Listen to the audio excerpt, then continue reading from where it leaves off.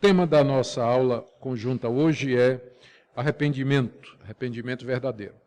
Nós vamos orar pedindo a orientação do nosso Deus para o nosso estudo. Ó Deus bendito, pedimos que pelo Teu Espírito Santo Tu nos conduzas na compreensão desse assunto que é tão importante e que tem a ver com o destino eterno da nossa alma, né? na glória ou no sofrimento eterno.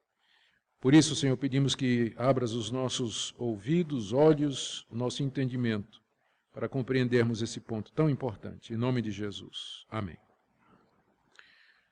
Como texto que serve de base para o nosso estudo, eu escolhi Lucas 13, do verso 1 ao verso 5, uma passagem muito conhecida. Naquela mesma ocasião, chegando alguns, falavam a Jesus a respeito dos galileus cujo sangue Pilatos misturara com os sacrifícios que os mesmos realizavam. Jesus, porém, disse: Pensais que esses galileus eram mais pecadores do que todos os outros galileus por terem padecido estas coisas? Não eram, eu vos afirmo. Se, porém, não vos arrependerdes, todos igualmente perecereis. Ou cuidais que aqueles 18 sobre os quais desabou a torre de Siloé e os matou eram mais culpados que todos os outros habitantes de Jerusalém? Não eram, eu vos afirmo. Mas se não vos arrependerdes, todos igualmente perecereis. Todos igualmente perecereis. Nós estamos diante de um dos temas mais importantes da Bíblia, que é o arrependimento. A Bíblia toda, do início ao fim, ensina que todos nós precisamos nos arrepender para podermos ser salvos. É o ponto de Jesus aqui. Estava em Jerusalém, quando alguns chegam e perguntam a respeito de duas tragédias que haviam acontecido.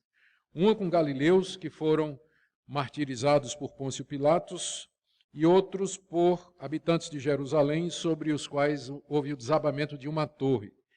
E a pergunta é, aquelas pessoas eram mais pecadoras do que as outras por causa do sofrimento que elas passaram, por causa da tragédia? Aquilo foi um castigo de Deus sobre eles? E a resposta de Jesus foi dizer: não necessariamente, mas eu digo a vocês, se vocês não se arrependerem, vocês vão perecer.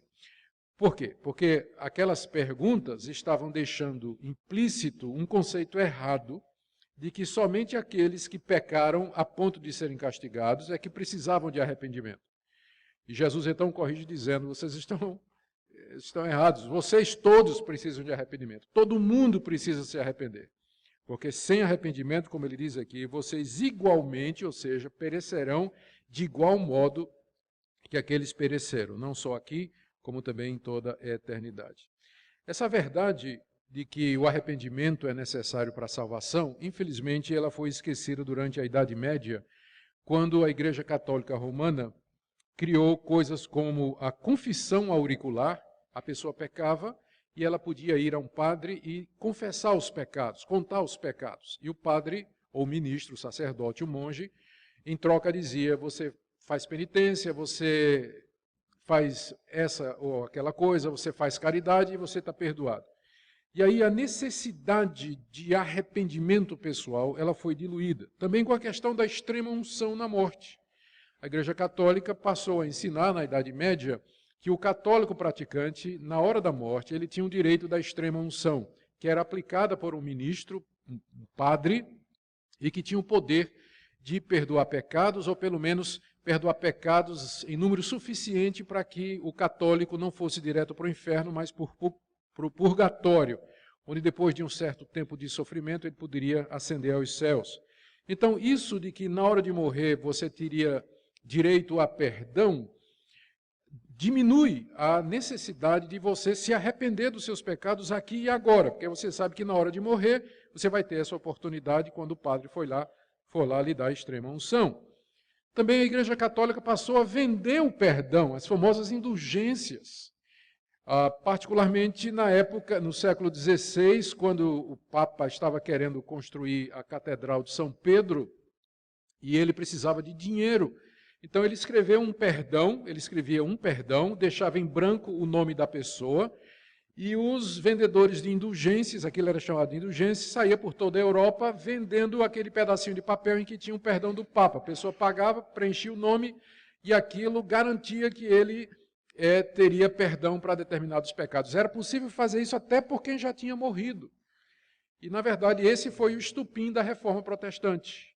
Tanto é que Lutero, quando ele escreve as 95 teses, a primeira tese é que o arrependimento, ele chama de penitência, é um estado constante. Penitência é um estado constante do cristão. Não é alguma coisa que você compra, não é alguma coisa que você faz na hora da morte, não é alguma coisa que você adquire indo se confessar a um padre, mas é uma atitude de arrependimento constante, diário, sem o qual a pessoa não pode ser salva. É isso que começou a Reforma Protestante. E eu desconfio de que nós precisamos ouvir esse assunto mais uma vez.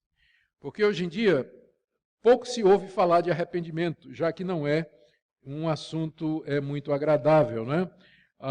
Noé, quando subiu a arca, ele não foi dizendo assim, vai dar tudo certo, algo bom vai acontecer. Jeremias, o profeta Jeremias, ele não foi preso porque ele pregava, creia e declare a vitória. Daniel não foi jogado na cova dos leões por dizer ao rei, sorria, Jesus te ama. João Batista não foi decapitado porque ele disse a Herodes, eu profetizo bênção sobre ti. Não.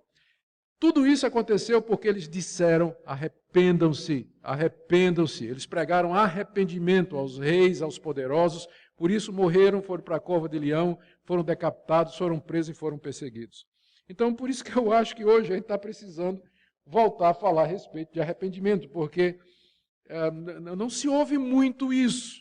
O evangelho que se prega hoje está muito voltado para a autoajuda, muito voltado para a solução dos problemas materiais, financeiros e de saúde, e a necessidade de arrependimento foi deixada para um plano absolutamente secundário, porque, como eu disse, não atrai muitos discípulos.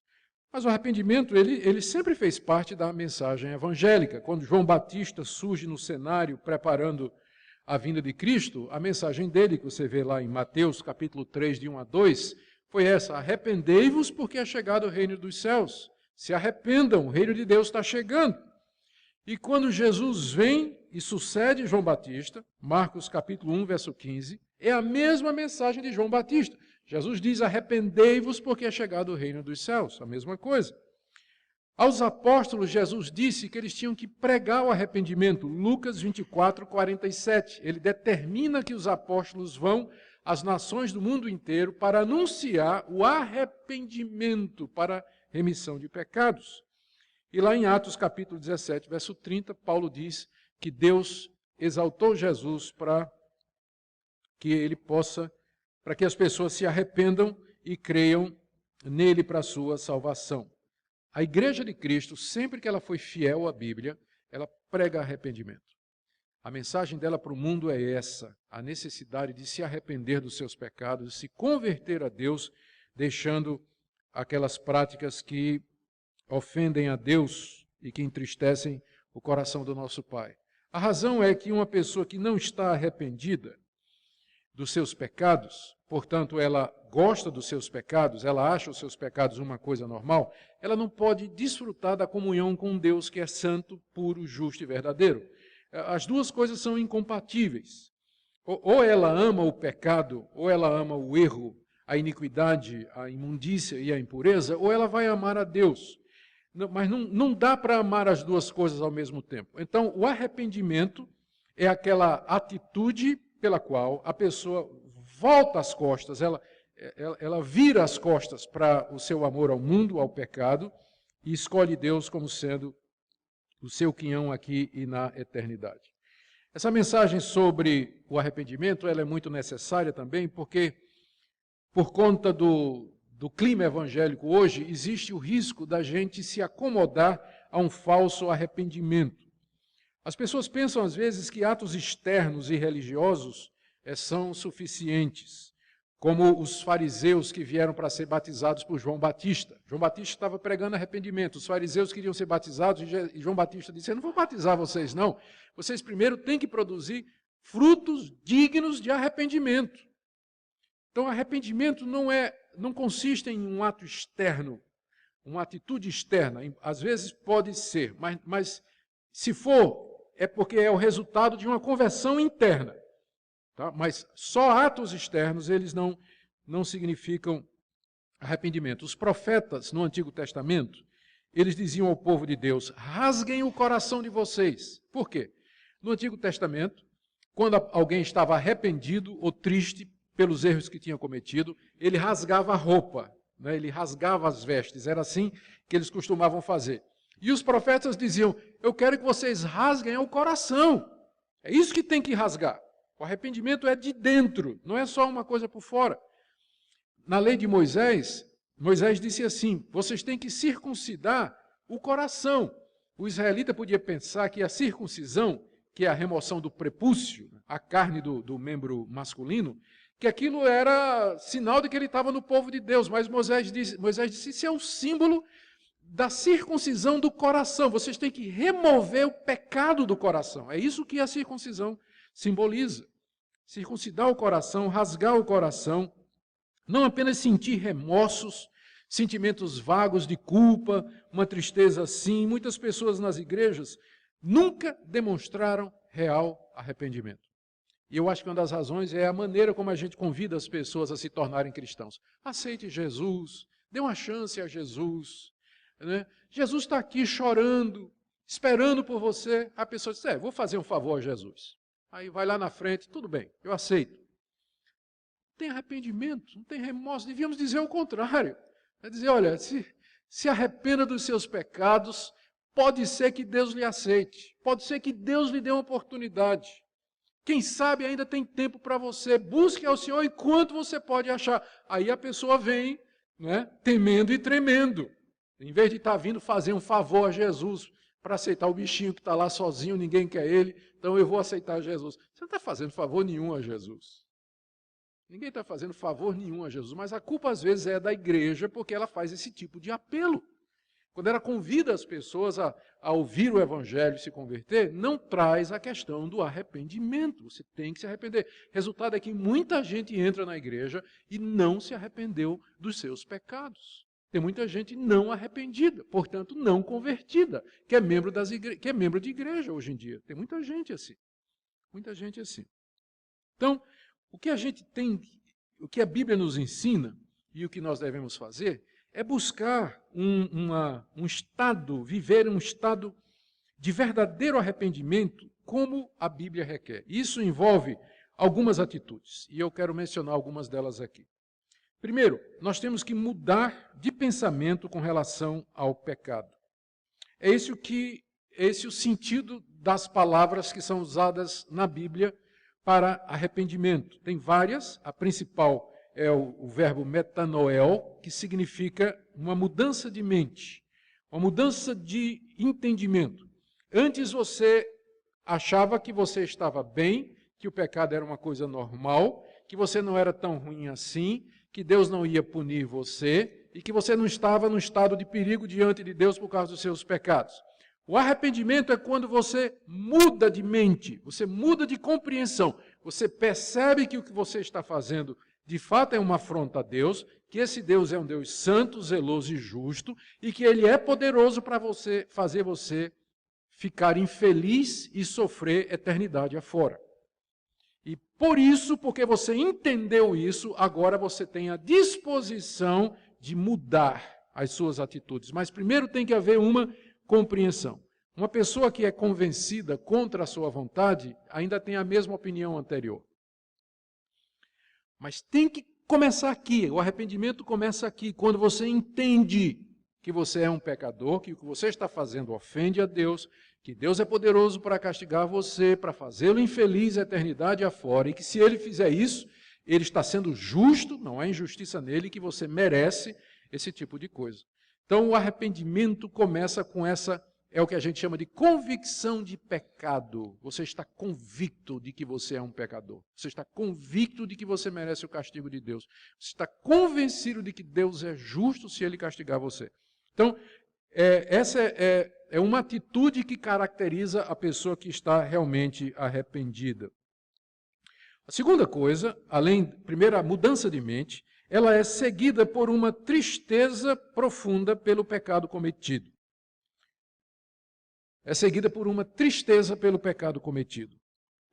Nós deveríamos sentir mais tristeza pelos nossos pecados, mas a gente vê pouca gente chorando hoje por causa dos seus pecados. A gente vê gente chorando por causa de perda pessoal, dos problemas pessoais, de aflições presentes, frustrações na vida, desentendimentos, receios, mas tristeza pelo pecado. A pessoa tem tristeza verdadeira, genuína daquilo que ela fez. Isso nem sempre nós encontramos, é uma pena, porque nós deveríamos sentir isso. Como Davi expressa no Salmo 51, quem já leu o Salmo 51, ali você tem, talvez a melhor coisa é ler, né? Você vê ali realmente o arrependimento verdadeiro expresso nas palavras do nosso irmão Davi, depois dele ter adulterado. Ele diz: Senhor, compadece-te de mim, segundo a tua benignidade. Verso 2, lava-me completamente da minha iniquidade, purifica-me do meu pecado. Verso 3, eu conheço as minhas transgressões e o meu pecado está sempre diante de mim. Pequei contra ti somente, fiz o que é mal diante dos teus olhos. Verso 5, nasci na iniquidade, em pecado me concebeu minha mãe. Está vendo como Davi se aborrece, ele está com nojo dele. Não é? O que eu fiz?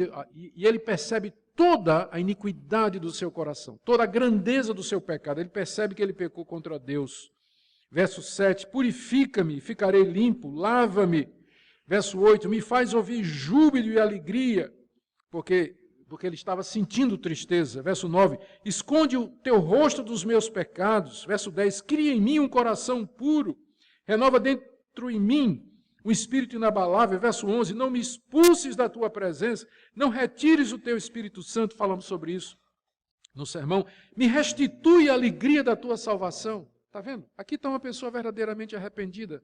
Ela perdeu, inclusive, não é que ela perdeu a salvação, ela perdeu a alegria da salvação. Ela se sente excluída da presença de Deus, ela sente profunda tristeza, se sente imunda, está pedindo Deus me lave. Sabe o que é isso? Você está sujo, né? Você, de repente,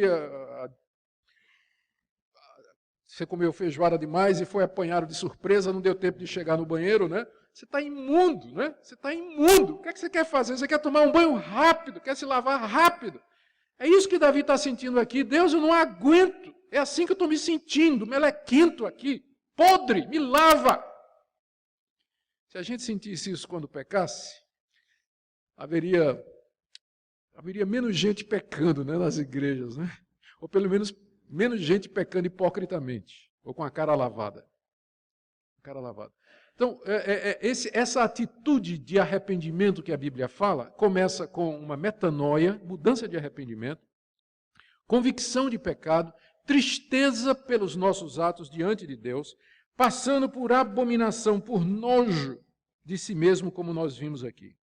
Tem um outro elemento aqui, que é importante no arrependimento, e que complementa esses outros, porque se arrependimento for só essas três coisas que eu mencionei, mudança de mente, tristeza e nojo, nós íamos cair no desespero. Mas isso tudo tem que nos levar à vida. E aqui eu queria ler um texto que está na 2 de Coríntios, segunda carta de Paulo aos Coríntios, que eu creio que Paulo aqui faz uma diferença muito, muito clara e boa para nós. 2 de Coríntios, capítulo 7. Paulo escreveu uma carta, Paulo estava chateado com a igreja de Corinto, por causa de umas atitudes erradas que eles tinham tomado. Paulo então escreve uma carta severa contra eles, e os coríntios se arrependeram, ficaram tristes, ficaram convencidos de que tinham errado. A carta de Paulo produziu convicção neles. E olha o que é que Paulo diz, 2 de Coríntios 7, verso 9. A partir do verso 8, aliás. Ainda que eu tenha contristado vocês com a carta, porque eles ficaram tristes, não me arrependo de ter escrito a carta. Embora já tenha me arrependido, porque eu vejo que aquela carta contristou vocês por um breve tempo. Ele está mais ou menos assim. Eu sei que eu peguei forte em vocês, mas foi bom, não estou arrependido disso. Mas estou, porque eu amo vocês. Não queria ver vocês tristes, né? Ninguém gosta quando disciplina o filho, corrige o filho, de ver o filho chorando. Mas, por outro lado, a gente sabe que precisa. Então, é a atitude dele aqui. Aí no verso 9. Mas agora me alegro, Não porque fostes contristados, entristecidos, mas porque fostes contristados para arrependimento. Pois fostes contristados segundo Deus, para que de nossa parte nenhum dano sofresseis. Agora o verso 10. Porque a tristeza segundo Deus, ou seja, a tristeza que é produzida por Deus, e como é que Deus produz a tristeza? Quando Ele nos corrige através de um irmão, de uma irmã, de uma carta, de uma repreensão, né?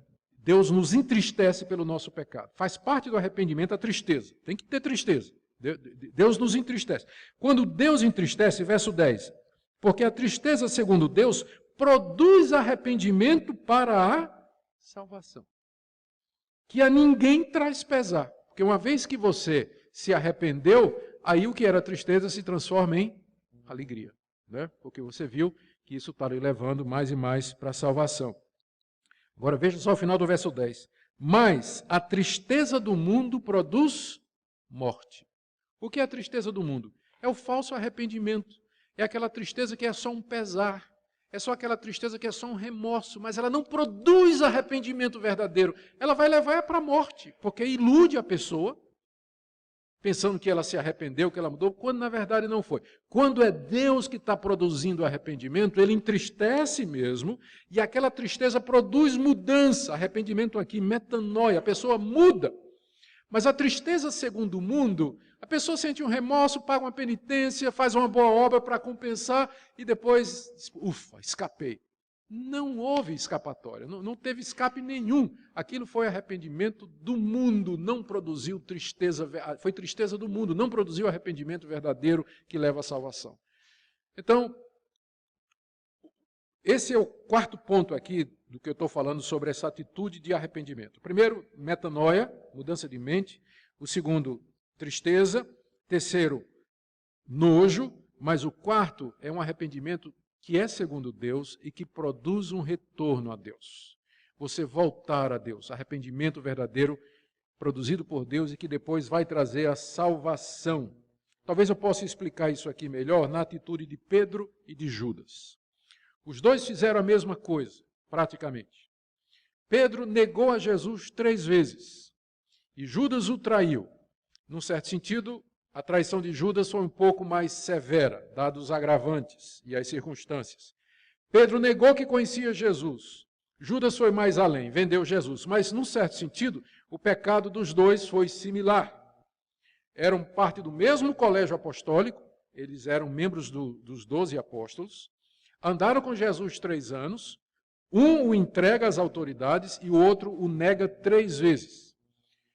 Judas, contudo, sentiu remorso, embora na Bíblia apareça a palavra Judas se arrependeu, mas o contexto, dando uma olhada geral, aquele não é o arrependimento verdadeiro, porque Judas foi se enforcar. O remorso, ele não... A culpa falsa, ela não dá saída, ela só traz desespero. E a pessoa não vê saída. Aquilo é tristeza segundo o mundo. Foi o que Judas sentiu, que o levou a se suicidar sem buscar Jesus, sem se arrepender, sem pedir perdão a Deus, sem voltar atrás de verdade. Mas Pedro, ele se arrependeu de verdade. Pedro se arrependeu. E ele voltou para Jesus. Quando Jesus fala com ele, então ele demonstra arrependimento. Diz lá que depois de ele ter traído, o galo cantou, Pedro se lembrou e Pedro saiu e chorou amargamente. Ali era a tristeza segundo Deus que produziu arrependimento em Pedro.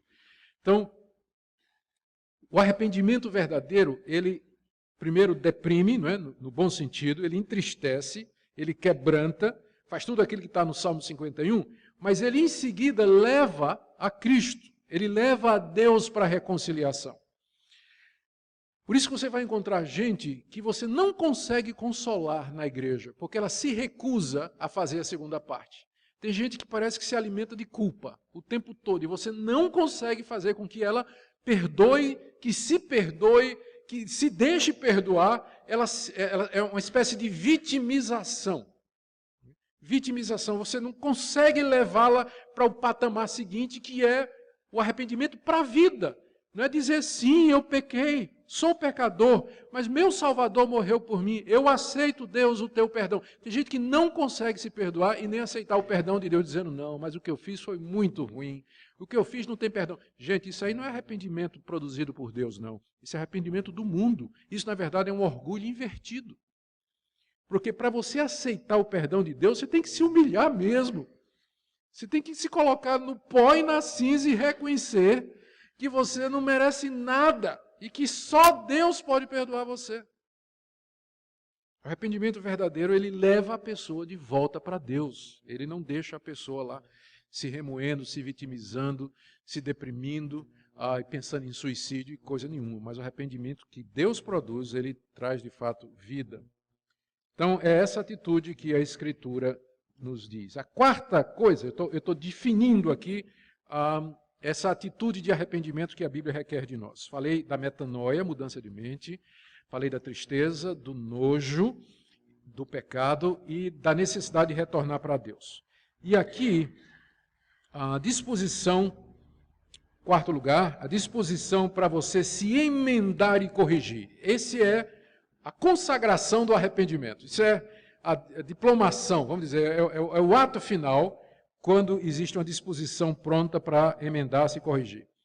Isso, deixa eu ilustrar a diferença entre remorso e arrependimento verdadeiro. Você sai para almoçar com um amigo e, de repente, conversa vai, conversa vem, você derrama o suco de açaí que ele pediu, sem querer, em cima dele e no paletó dele. Né? Suco de açaí. E ele está indo para o trabalho. Então, o cara que tem remorso, rapaz, desculpa, aí foi sem querer, não tem problema nenhum. Por favor, me desculpe. Né? Esse é o remorso. O arrependido, ele se levanta, ele vai tentar limpar o colega, né, vai ajudar, e ainda diz assim, quem paga a conta sou eu. Então, esse está arrependido mesmo, né? Porque ele vai até o fim. Né? Na hora que mexeu com o bolso, é sinal de arrependimento. Diz, eu pago a conta, pode deixar que eu pague a conta. Então, ele está arrependido mesmo. O outro não vai tomar providência nenhuma, vai dizer, olha, desculpa, tal, foi sem querer, tal, mas problema dele, problema do amigo, o amigo que se vire. Mas quem está arrependido, ele assume a consequência do pecado, e ele quer resolver, ele vai fazer o que ele puder para resolver. Se possível, até trocar de roupa para que o colega, né, vamos trocar de roupa aqui, você vai com minha roupa para o seu trabalho. Então, essa é a última coisa que a penúltima coisa que eu... Não é a última mesmo, sobre o que é esse arrependimento verdadeiro. Ele sempre vai produzir uma disposição para você emendar-se, corrigir e reparar o mal que você fez. Isso pode envolver confissão de pecado, restituição. Lembra de Zaqueu? Zaqueu, de fato, estava arrependido, porque quando ele recebeu Jesus em casa, ele se levantou a uma certa altura e disse, Senhor, se eu roubei alguém, devolvo, e dos meus bens eu dou uma parte aos pobres. Então, como eu disse, quando o arrependimento chega no bolso, que é o órgão mais sensível do corpo humano, então, sinal de que a pessoa já se converteu mesmo. Não é? O arrependimento é verdadeiro, quando a pessoa está disposta a perder, gastar, investir, pagar, restituir. Eu me lembro, antes de me converter, eu tive uma vida muito devassa, muito ruim. Cheguei, inclusive, a fazer assalto à mão armada, né? Eu digo isso abertamente que já faz 30 anos, então já prescreveu. Não adianta você me denunciar, já faz 30 anos. Mas fui bandido. E eu me lembro de, entre as muitas coisas que eu fiz, eu costumava ir para um bar, não é? Costumava ir para um bar lá, tomar cerveja. Era um drive-in. Você chega com o carro e o garçom serve você no carro. Isso tinha em Recife na época, não sei nem se tem hoje. E aí eu me lembro que eu costumava chegar lá, o garçom servia, tal, eu pedia alguma coisa, o garçom saía para buscar e eu ia embora com o carro, né? Não pagava. E tinha um garçom que eu fiz isso várias vezes com ele, né? Aí depois da minha conversão eu voltei lá. João, você se lembra de mim? Disse, claro que eu me lembro de você. Eu disse, João, quanto é que eu te devo de tudo aquilo? Está aqui. Todo o dinheiro que eu fiquei devendo de todas aquelas contas, está aqui, estou devolvendo a você agora. O queixo de João veio aqui, ele nunca viu um ladrão arrependido, né? Eu me lembro que eu fui a um posto de gasolina em que eu tinha assaltado. procurar o dono. Eu vendi um carro que eu tinha. Quando eu me converti, foi conversão e chamado. Deus me chamou para pregar o Evangelho. Tinha uma parte da Bíblia que eu não conseguia pregar, que era a história de Zaqueu. Como é que eu ia pregar na história de Zaqueu? Então só tinha um jeito de eu poder pregar na história de Zaqueu. Eu fui lá no seu Luiz, o dono do posto, disse: seu Luiz, quem assaltou seu posto aqui fui eu. Eu vendi um carro, tá aqui. Naquela época eu tinha, lembra da inflação? Então, né? Eu tive que vender um carro e eu fui disposto, inclusive, a ser preso, porque foi um ano depois. Meu pai era advogado, já faleceu. Ele disse: olha, ele pode denunciar você e você vai ser preso. Eu disse: eu não faço questão, mas eu tenho que tirar isso da minha consciência. E eu tive lá no seu Luiz, dei a ele uma Bíblia e devolvi o dinheiro. Seu Luiz ficou feliz da vida porque recebeu o dinheiro de volta com juros, ainda ganhou uma Bíblia e disse: vai embora, meu filho, Deus abençoe você. Não me denunciou. E já imagina qual foi o sermão que eu preguei no domingo seguinte, não é? Preguei sobre Zaqueu. O arrependimento verdadeiro, ele produz essa disposição de você assumir as consequências e resolver o que você fez errado, ainda que isso lhe custe. Então, esse é o arrependimento verdadeiro. Quando você encontra uma pessoa que diz: eu estou arrependida, mas ela não está disposta a pagar o preço do arrependimento, aquele arrependimento não é verdadeiro. Lembro de uma história também, eu ainda era pastor moço, jovem, começando meu ministério, quando eu e mais 3 colegas descobrimos um caso de adultério cometido por um pastor já mais idoso e que tinha uma influência muito grande. E aí nós fomos conversar com aquele pastor, não contamos a ninguém, fomos primeiro conversar com ele, como está lá em Mateus 18, que diz que a gente tem que tratar primeiro com a pessoa. E ele chorou muito, estava muito arrependido, disse que realmente tinha feito aquilo, confessou.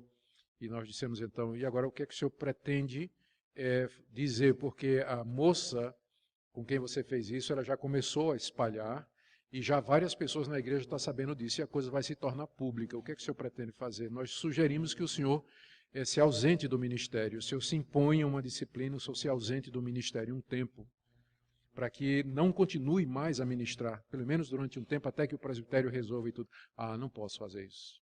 Isso eu não posso fazer porque eu tenho um nome, tenho um ministério, tenho uma reputação e tudo mais. Ali a gente percebeu que não havia arrependimento verdadeiro. Não tinha arrependimento verdadeiro. Porque quando ele existe, a pessoa vai fazer tudo o que tiver ao alcance dela para resolver a situação. Caminhando já aqui para o final, eu quero falar sobre a questão das motivações. Esse é outro caso aqui importante. Quando a gente fala de arrependimento, a gente tem que lembrar que o arrependimento tem que vir pelo motivo certo. Tem motivos errados pelos quais as pessoas se arrependem. Tipo assim: eu estou sofrendo e quero parar de sofrer, por isso eu vou me arrepender. Vou pedir perdão para me aliviar. Ou então eu fui apanhado. Me lembro de um caso também, quando pastoreava no Nordeste, de uma senhora que veio dizer para mim: pastor, meu marido está me traindo. Queria que o senhor falasse com eles. Minha irmã, isso é uma acusação séria. A senhora tem prova? Não, não tenho prova não, mas é coisa de mulher. É intuição. Eu sei que ele está me traindo. Mas eu não posso fazer isso só na base da intuição feminina, né? Isso não vai valer. Fale com meu marido. Tá bom.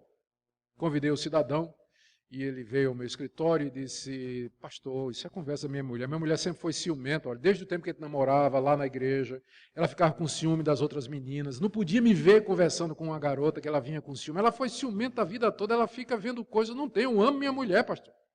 Sou fiel a ela. Tá bom. Aí disse para a senhora: olha, seu marido esteve aqui comigo, eu sou treinado em detectar mentira, né, porque isso é uma coisa que o pastor aprende, tem um curso secreto que a gente faz no seminário, né, para detectar o cara que está mentindo. Ele passou no detector de mentira. Não demorou muito, ela voltou com o celular dele. Achei, pastor, está aqui. Dá uma olhada aqui nas mensagens. Aqui.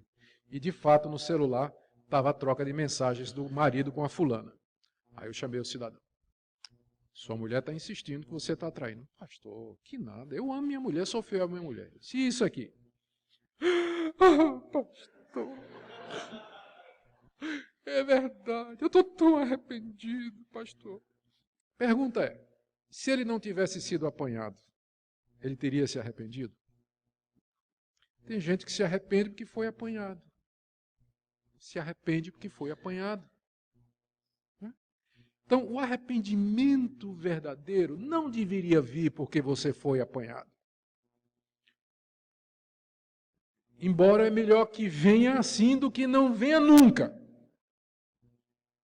Como Davi, que adulterou com Batseba, estava com a consciência endurecida, profeta Natan chega, coloca o dedo no nariz dele e diz, tu és o homem. E ele se arrepende ali.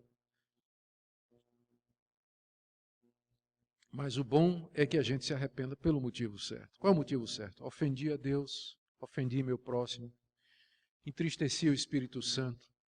Cristo já morreu por mim, já derramou seu sangue precioso pelos meus pecados, e eu estou aqui ofendendo a Deus, sendo hipócrita. Eu não posso mais continuar a minha vida desse jeito. Essa é a motivação correta. Senão você vai ser como Faraó, está escrito lá no livro de Êxodo, que diz que a Faraó se arrependeu. Primeiro, Faraó não deixava o povo ir. Aí Deus mandava praga. Aí diz lá, Faraó se arrependeu. Chamou Moisés e disse, pode ir embora. Quando Moisés ia saindo, Faraó se arrependeu do arrependimento e diz, não sai ninguém. Aí praga de novo. Aí Faraó chama Moisés, vai embora. Moisés está indo embora, Faraó se arrepende e diz, volta. Entende esse tipo de arrependimento? Que na verdade não é arrependimento verdadeiro. Aquele de Faraó não foi arrependimento verdadeiro. Diz lá o texto que ele se arrependeu várias vezes de ter deixado o povo embora. A última vez ele mandou o exército atrás, quando o povo saiu, né? Foi o último arrependimento dele. Então tem gente que é assim. Se arrepende porque está vendo que a situação vai ficar ruim, está vendo que há um risco dele perder sua situação. Então o coração humano ele é tão enganoso que é possível alguém se arrepender pelo motivo errado. Mas o arrependimento verdadeiro, ele vai produzir tristeza, convicção, mudança de mente, vai produzir disposição para se emendar, não importa qual seja o preço que você vai ter que pagar por isso.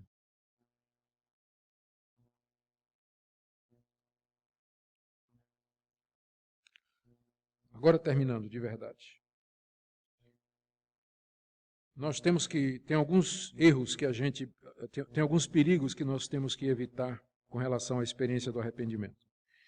Primeiro, não confunda arrependimento com sentimento. Não confunda. Eu me lembro uma vez que eu fiquei com muita raiva de um outro pastor. Eu era moço, pastor moço. Não quer dizer que depois de velho eu não fico. Eu continuo ficando com raiva de alguém. Mas eu me lembro bem dessa experiência. Um pastor que eu era novinho no ministério, ele me ofendeu publicamente numa reunião lá.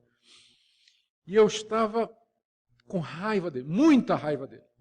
E eu me lembro exatamente o momento. Eu estava na minha motinha, tinha uma Hondinha 125, estava indo de casa para o seminário da aula, e a minha cabeça estava a 1000 por hora, eu sentindo que aquela minha ação, aquele meu sentimento de ódio contra aquele pastor não era de Deus, mas eu não estava sentindo a menor vontade de me arrepender. Não estava. Você sabe como é isso, né? E é ruim quando chega alguém e estraga, né? Aquele gostinho de você ficar com raiva, né?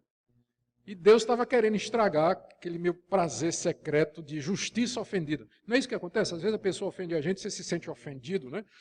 E você se sente no direito de ficar com raiva. E quando chega alguém e faz você perdoar a pessoa, ela estragou, né? Aquele gostinho que você estava sentindo de ficar com raiva. Então eu estava pilotando a moto, indo, e Deus na minha cabeça, até que eu entendi, eu tinha que me arrepender. E eu disse, Deus, eu perdoo esse pastor agora. Não estou sentindo a menor tristeza, não estou sentindo nada agora. Mas eu sei que eu tenho que fazer isso. Então eu quero perdoá-lo agora. Eu estou arrependido dessa raiva que eu estou sentindo e eu quero dizer que eu o perdoo agora. Não demorou, não cheguei no seminário e a raiva tinha saído do meu coração. Você não precisa esperar sentimento, porque arrependimento é uma decisão, é uma atitude que você, é uma mudança de mente, não é questão de você sentir que você tem que perdoar, você sentir vontade de perdoar, você tem que pedir perdão e se arrepender, porque Deus diz que você tem que se arrepender. E nem sempre a gente tem vontade de fazer o que Deus diz. A gente sabe que está ali e sabe que tem que fazer. Então não fique esperando sentir vontade de se arrepender. Se arrependa. É uma atitude que você toma. É uma decisão que você toma. É um caminho que você escolhe. Ué, mas você não é calvinista? Você está falando de escolha, de decisão aí? Virou arminiano, livre-arbítrio, né? Os calvinistas sempre acreditaram nisso, sempre acreditaram na Bíblia, que Deus chega para nós e manda em verdade que a gente se arrependa. É claro que depois que você se arrependeu, depois que você fez tudo certo, você vai olhar para trás e vai dizer, Deus, se não fosse o Senhor que me tomou pela mão e me guiou e fez isso comigo, eu jamais teria me arrependido. Mas enquanto você não olha para trás, você está olhando para frente, você tem que se arrepender. Escolha, decida, é o caminho do arrependimento. Depois você vai olhar para trás e vai ver que foi Deus que levou você a fazer isso, mas no momento você tem que fazer isso. Então, cuidado, não fique esperando o sentimento, é uma decisão que você tem que tomar. Outro perigo aqui é a introspecção mórbida. O que é que acontece? Pessoas que passam por uma profunda convicção de pecado, às vezes correm o risco, que aconteceu no período posterior dos puritanos, de ficar examinando demais o coração para encontrar coisa errada. Eu passei por um período desse quando era novo convertido. Eu tinha uma consciência tão clara da santidade de Deus e do meu coração pecaminoso, que eu gastava, às vezes, horas durante o dia, prostrado diante de Deus, examinando as coisas mais profundas do meu coração para ver se tinha alguma motivação errada, alguma coisa errada para eu poder confessar. E o que acontece? Eu caía num labirinto. Como diz o profeta Jeremias, enganoso é o coração, mais do que todas as coisas, e desesperadamente corrupto. Quem conhecerá? Um dos problemas trazidos pelo pecado é que ele afetou a sua capacidade de autoanálise. Por mais maduro que você seja, por mais esclarecido que você seja, você nunca vai conseguir entender completamente as intenções e motivações do seu coração. Então vai ter que ter uma hora em que você vai dizer a Deus, Deus, você vai ter que orar como o salmista, perdoa os meus pecados ocultos. Lembra do Salmo? Que Davi diz assim, Senhor, perdoa os meus pecados ocultos, porque eu não consigo ver tudo de errado que eu faço. Eu não consigo perceber todas as intenções do meu coração. Então já me arrependo aqui a granel, né? A gente peca no varejo, mas às vezes tem que pedir perdão no atacado. Porque você não vai conseguir. Então resista, não estou dizendo que você não deve fazer uma introspecção. Sim, você deve analisar o seu coração. Aliás, essa foi uma das coisas boas que John Wesley, o pai do metodismo, fez. Quando ele criou os grupos de comunhão, ele tinha um método que aquele grupo seguia. Por isso que a denominação dele virou metodista. E parte do método era gastar um tempo para você analisar, durante o dia, as coisas erradas que você fez. Você fazer um levantamento diário de todas as suas ações. Isso é bom, mas você pode correr o risco de mergulhar demais no poço sem fundo que é o seu coração. E se desesperar e ficar confuso.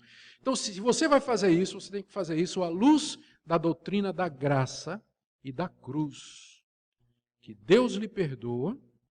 E que você é justificado pela graça, não por obras. Você não é justificado pela introspecção do seu coração e você não é justificado pela sua capacidade de confessar os pecados, mas pela misericórdia de Deus em Cristo Jesus. Então não perca de vista a cruz na hora do arrependimento, senão é desespero.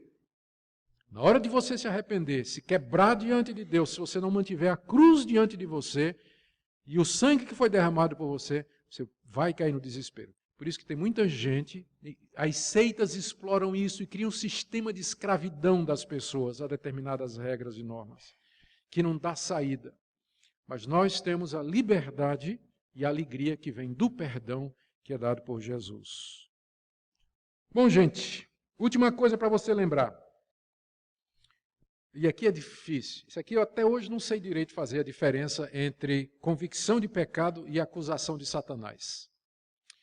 O diabo é tão esperto que quando o crente cai em pecado, quando ele vê que o crente caiu em pecado, ele vem acusar.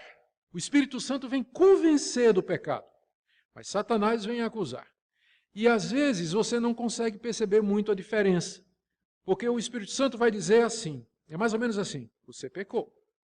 Você pecou contra Deus, pecou nisso, pecou naquilo, né? E o Espírito Santo vai nos convencer de que nós pecamos. O diabo vem dizer a mesma coisa, você pecou. Só que o Espírito Santo vai dizer assim, você pecou, mas Cristo morreu por você. Você pecou, mas se confessarmos os nossos pecados, Ele é fiel e justo para nos perdoar os pecados e purificar de toda injustiça. Você pecou, mas Deus é misericordioso e bom, Ele sabe quem é você. Ele pode perdoar você. É isso que o Espírito Santo vai dizer. Satanás, ele começa da mesma forma. Você pecou, não tem mais jeito para você. É a 5ª vez que você faz isso hoje. Não tem mais perdão. Você não é nem crente. Nem adianta orar para Deus. Deus está muito furioso com você. Percebe qual é a diferença? A diferença entre convicção de pecado e acusação de Satanás parece muito uma coisa com a outra. É que um mostra a luz no final do túnel, o Espírito Santo, e Satanás não mostra luz nenhuma. Ele leva você ao desespero, à culpa, a não querer orar, a se afastar de Deus, dos irmãos, largar o cristianismo e tudo. Se for assim, isso não é tristeza segundo Deus, isso é tristeza segundo o mundo, isso é o diabo fazendo isso para levar você longe de Deus. Mas quando você cai, que vem a convicção de pecado, que vem aquela persuasão de que você errou, mas sempre com esperança, aí é o Espírito de Deus agindo no verdadeiro crente, levando ele ao arrependimento sincero. Amém?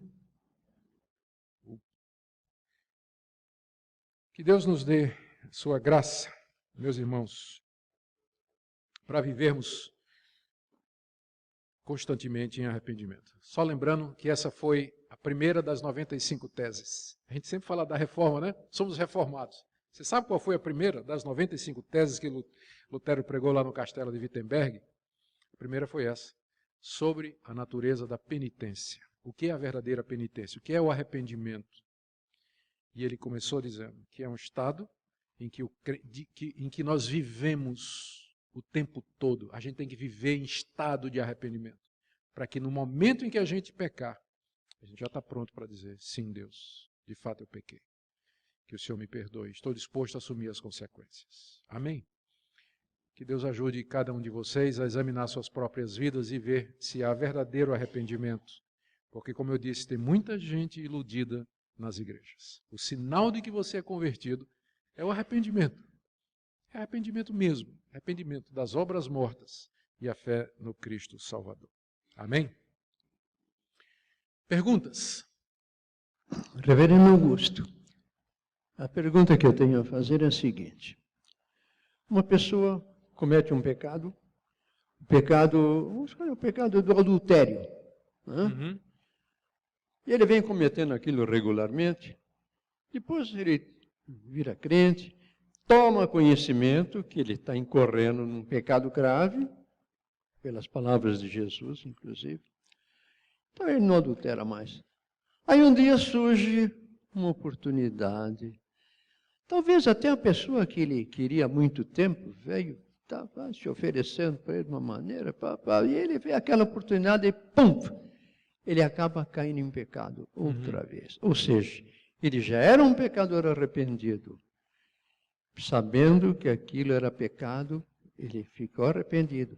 Aí a segunda vez que ele cometeu, ele já sabia que aquilo era pecado. Como é que fica a situação de salvação dessa pessoa? Essa é uma pergunta muito interessante, porque, embora você tenha usado um pecado assim, que se destaca mais dos outros, não é? Que é a questão do adultério, fica assim, mas pessoas fazem a mesma coisa com coisa menor. Por exemplo, perder a paciência e ser grosso e insultar. Por exemplo, o marido que faz isso com a esposa. Né? Ele agride a esposa, depois ele se arrepende verdadeiramente, semana seguinte ele faz de novo. Então, ele vai ter que se arrepender do arrependimento anterior, né? O arrependimento, ele não garante que a partir do ponto de arrependimento a pessoa se tornou perfeita. Porque pecadores arrependidos ainda pecarão. Por isso que Lutero disse que o arrependimento é um estado constante. Porque nós vamos continuar pecando, mesmo arrependidos que estejamos.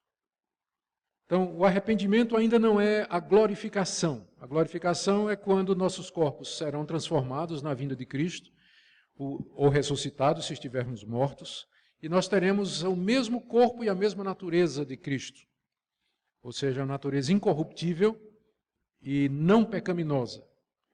E só então nós não vamos precisar mais de arrependimento, porque não haverá mais pecado. Mas enquanto nós estivermos aqui, o pecado continua sendo, infelizmente, uma possibilidade na vida do crente, mesmo aquele que está arrependido. Ele devia ter vergonha na cara, pensando no seu caso, devia questionar o arrependimento verdadeiro dele, se foi arrependimento, e deveria procurar ajuda a respeito desse tipo de questão, da mesma forma que o marido que fica agredindo a esposa. Não é? Ele tem que procurar ajuda. Se ele se arrepende, eu creio que ele pode se arrepender de verdade, mas ainda assim ele pode cair outra vez. O pecado entrou de maneira tão profunda em nossa vida que o arrependimento ele tem que ser seguido de ajuda e de todo um trabalho de recuperação para que nós não venhamos a cair outra vez. Isso pode acontecer com um crente verdadeiro. Ele não tem isso de perder a salvação. Um crente que é salvo de verdade, um crente verdadeiro está salvo, infelizmente ele pode cair, se arrepender, depois ele vai cair de novo no mesmo pecado. Pode acontecer sim, infelizmente. Tá bom? Alguém tinha levantado a mão aqui, por favor. Bom dia, eu tenho uma pergunta para fazer. Quando uma pessoa de verdade é salva em Jesus, comete um pecado, vamos supor que esse pecado é grave, apesar que não tem esse negócio de pecadinho e pecadão. A pessoa não se arrepende, porém ela sabe no seu coração que isso foi errado. Ela tem que orar para Deus, pedir, para, sei lá, baixar o Espírito Santo e acusar a pessoa para aí sim ela se arrepender e pedir perdão para Deus? Aham. Olha, se a pessoa é crente, boa, mais uma vez, uma pergunta boa. Se a pessoa é crente de verdade, pode acontecer que ela, quando ela peca, infelizmente pode acontecer que ela passa um período com o coração endurecido. Eu estou pensando no caso de Davi. Davi adulterou com Batseba, que era a mulher do general Urias. A mulher engravidou, então já vai aí 1 mês e meio, 2, né? Talvez antes. Ele mandou chamar o general da batalha para dormir em casa, o general estava fora. Para aí todo mundo pensar que o menino ia ser filho dele, né? Ele vem, não fica com a mulher, volta para o campo de batalha, então já bota mais 1 mês aí. Davi então manda matá-lo. E algum tempo depois vem o profeta Natã. Então, entre o adultério e o profeta Natã chegar, falar e Davi se arrepender, deve ter transcorrido aí uns 6 meses, no mínimo. Alguns acham que até 1 ano. Durante esse ano, Davi não pediu perdão a Deus. Ele estava com o coração endurecido. Eu não sei o quanto ele estava sofrendo, mas finalmente ele se arrependeu. Então, eu tiro dessa história a seguinte conclusão. O certo é que o cristão, o crente, na hora que ele peca, ele tem consciência do pecado, como eu acho que Davi teve. Mas Davi deve ter racionalizado. Bom, eu sou rei de Israel, eu posso ter a mulher que quiser. Foi Deus que me botou aqui como rei e me deu o reino todo. Eu posso ter a mulher que quiser. Então ele pode ter achado desculpa na cabeça dele. 1 ano depois, Deus chega e detona e destrói todas as desculpas de Davi, e Davi tem uma metanoia, uma mudança de mente. Ele agora vê o pecado dele e ele se arrepende de verdade. Então pode acontecer que pode acontecer que o arrependimento não venha logo em seguida ao pecado, mas se a pessoa é crente, virá. Virá sim. Tem que vir. Senão, porque isso faz parte da santificação que o Espírito Santo produz em nós. Tá bom? Boa pergunta. Pastor, o ensino do arrependimento ele tem ficado cada vez mais importante hoje, até porque, além da teologia da prosperidade, como o senhor citou, que acaba diminuindo a importância disso, tem ganhado muita relevância, principalmente entre os jovens universitários, mas isso vale para a igreja toda, uma determinada teologia que dá muito mais valor para aspectos sociais e para o cristianismo social do que para o cristianismo redentor. Um dos expoentes dessa teologia fez uma pregação que até o reverendo Leandro compartilhou no Facebook, e que ele fala que ele interpreta o versículo que Jesus tirou o pecado do mundo, literalmente, e que os crentes não devem ser chamados a chamar os outros ao arrependimento. Não precisa do arrependimento, porque Cristo tirou o pecado do mundo, e numa tacada só ele coloca Herodes, Judas e Hitler lá na mesa dos céus, e falam que eles estão todos perdoados, porque não precisa de arrependimento. Então, eu acho que fica de alerta para a igreja, sobretudo para os jovens, porque a relevância disso, e eles têm crescido muito, essa teologia tem crescido muito. Então, eu acho que quando você tira o aspecto redentor da palavra e coloca um aspecto mais social, acho que a gente pode cair nesses erros, e isso tem crescido bastante. Então, comentário só. O problema desse tipo de interpretação, pegar, por exemplo, a passagem lá no Evangelho de João, quando João disse, referindo a Jesus, eis o Cordeiro de Deus que tira o pecado do mundo. O erro é você tomar essa frase e isolá-la das demais frases e do ensinamento geral do Novo Testamento, que diz que Deus tira o pecado do mundo mediante o arrependimento e a conversão a Jesus Cristo. Né? Deus não tira o pecado do mundo sem que os pecadores se arrependam e se convertam a Ele mediante a fé em Jesus. Então, é um erro bobo até de exegese, né? Pegar aquela passagem, eis o Cordeiro de Deus que tira o pecado do mundo, para dizer que não tem mais pecado no mundo. Mas como assim? Lê o resto. O Evangelho de João o tempo todo, Jesus está dizendo, se você não crê em mim, você vai para o inferno. Se você não crê que eu sou, você já está perdido. Então, há um arrependimento. João 3,16, que vem logo em seguida. Deus amou o mundo de tal maneira que deu seu Filho unigênito para que todo o que nele crê não pereça, mas tenha vida eterna. Então, o pecado do mundo é tirado mediante o arrependimento e a crença das pessoas em Jesus Cristo. Senão, não tem pecado tirado. Quem não se arrepende e crê, vai morrer com seus pecados e vai pagá-los na eternidade afora no inferno. Infelizmente. Seria. Isso, exatamente. Bem-aventuranças é isso aí. Quando Jesus diz bem-aventurados os humildes de espírito, o sentido ali é os quebrantados, os arrependidos, os que são humildes o suficiente para ver que são pecadores e precisam do perdão de Deus. Há uma sequência. E é bom que seja a primeira, né? Exatamente. E começa com o arrependimento, depois vem as outras bem-aventuranças. Bem posto, muito bom. Eu acho assim que precisa haver uma diferenciação de culpa e de arrependimento. Se a pessoa adulterou, como o senhor falou, e se sente arrependida e erra novamente, ela não se sentiu arrependida, ela se sentiu culpada.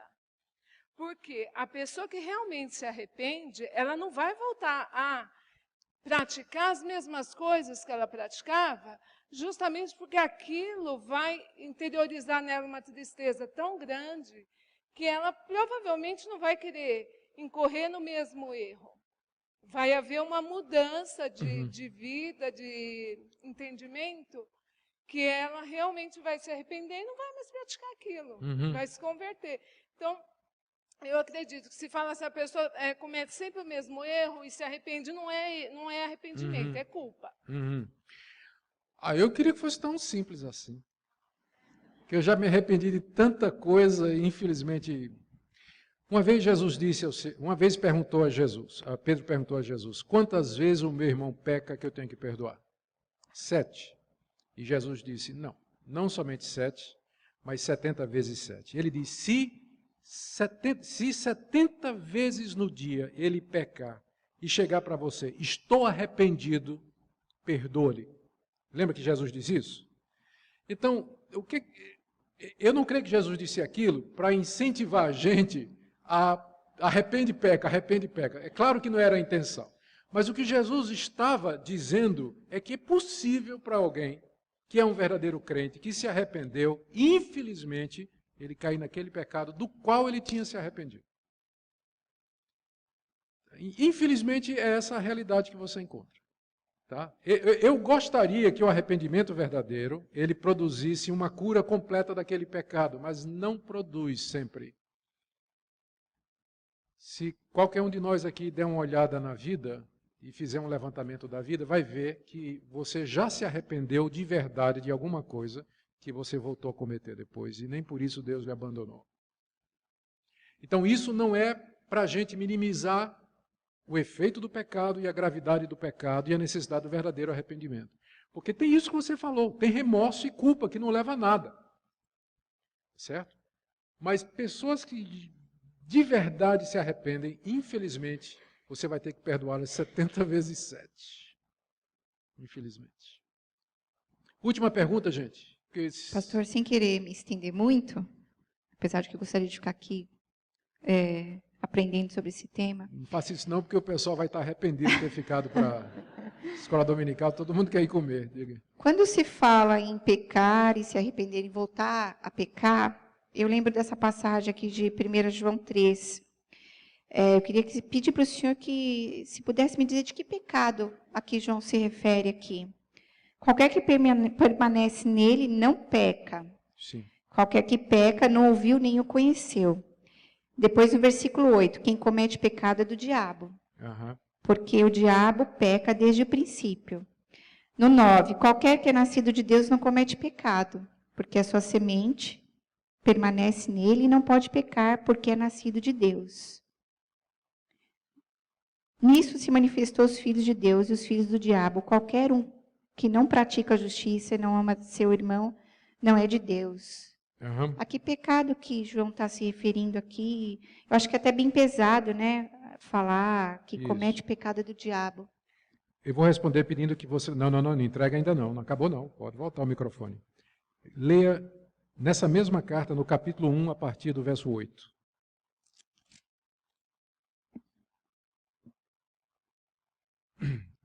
Se dissermos que não temos pecado, enganamo-nos a nós mesmos e não a verdade em nós.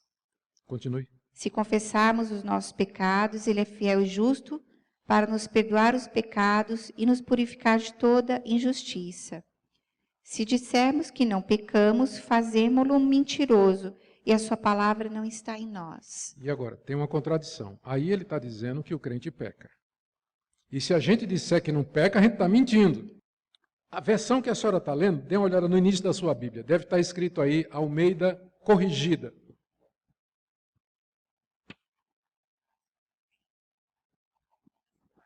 Está faltando a parte, rasgou, né? Para não...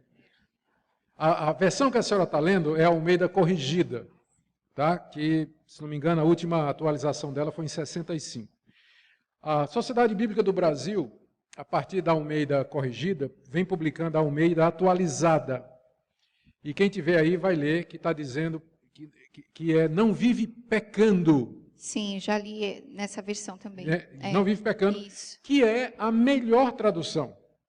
Tá? Então, essa é a melhor tradução. O que João está dizendo é que quem é de Deus não vive na prática do pecado. Quem é do diabo vive na prática do pecado, mas quem é de Deus não vive. E não vive mesmo. O pecado tem que ser um acidente. Não pode ser uma coisa que caracterize a vida do cristão.